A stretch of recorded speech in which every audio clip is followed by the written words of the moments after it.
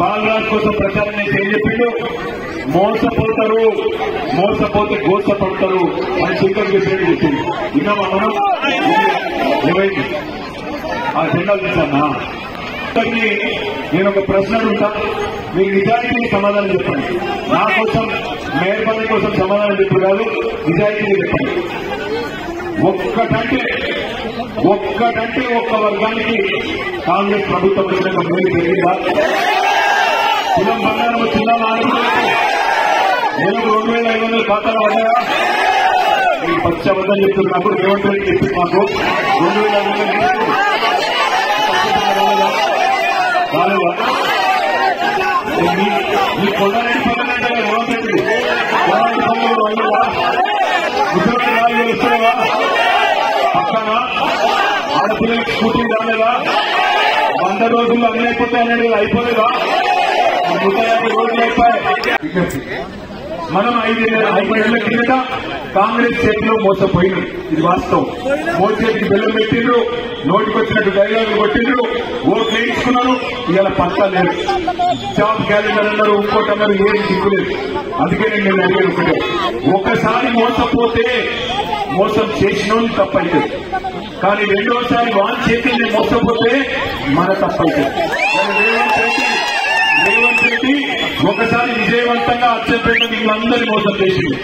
రెండోసారి కూడా మళ్ళా రేవంత్ రెడ్డి మోసం చేసినందుకు తారీఖులు మారుస్తున్నాడు. మొదలేమో డిసెంబర్ 9 నాడు రుణమాఫీ అన్నారు.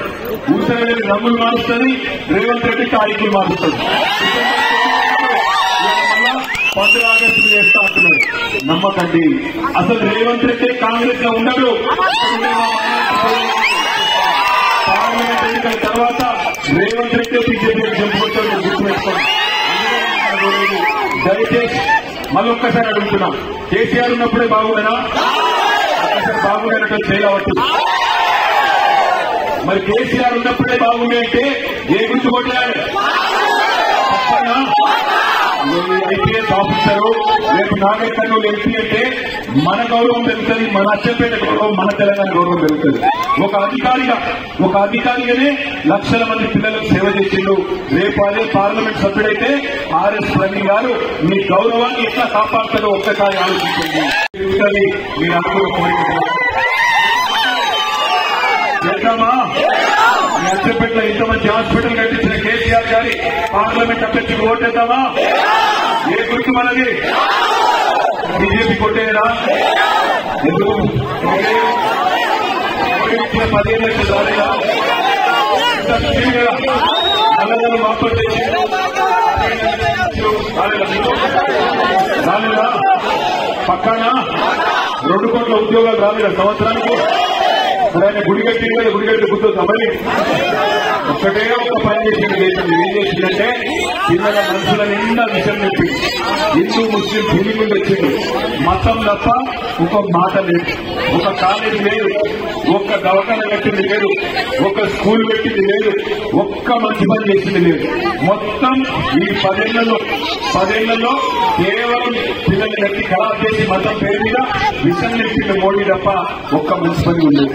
ఇక్కడ ఈ రోజు మన పార్టీ ద్వారా ఎంపీగా గెలిచిన వ్యక్తి, గతంలో మీ అచ్చంపేటలో ఎమ్మెల్యే ఉన్నారు రాములు, మరి ఆయన తీసుకొచ్చి ఎంపీ చేస్తే కేసీఆర్ గారు ఇవాళ 2 కోట్లు వచ్చి కట్టపడేలా బాహుబలి వచ్చినట్టు బీజేపీలో పడ్డాడు. నేను అడుగుతున్న రాములు గారికి, ఏం తక్కువ చేసింది నీకు బీఆర్ఎస్ పార్టీ? ఎందుకు పోయినావు? ఇవాళ ఆ చెవుల పువ్వు పెట్టిన పార్టీకి ఎందుకు పోయినావు? ఏం తక్కువైంది నీకు? ఏ కారణం చేత నువ్వు ఇవాళ పార్టీ మారాల్సి వచ్చిందో చెప్పు అచ్చంపేట ప్రజలకు.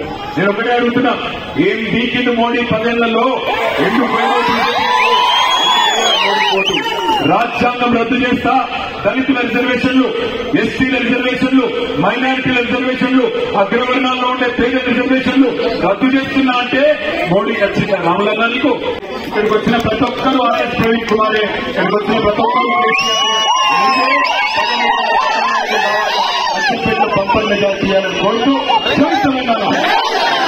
గుర్తుకే ప్రవీణ్ కుమార్ గారి